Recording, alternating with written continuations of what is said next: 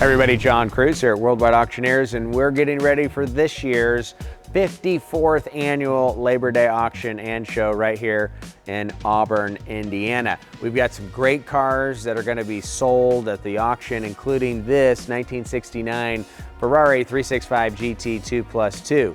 It's one of the most unique 365s out there. Bill Harrah ordered this car new, and before he took delivery, he had the factory install the sunroof that you see here. That feature makes this a really special and, again, unique in the world of 365s. The color's spectacular, it's highly optioned. We've got a great file of documentation, including the Ferrari Heritage Certificate, as well as historian Marcel Massini's report. We've had the opportunity to drive it, inspect it. It's just a really great 12-cylinder Ferrari. Again, selling no reserve. Make plans to attend, get registered to bid, and we'll see you at the auction.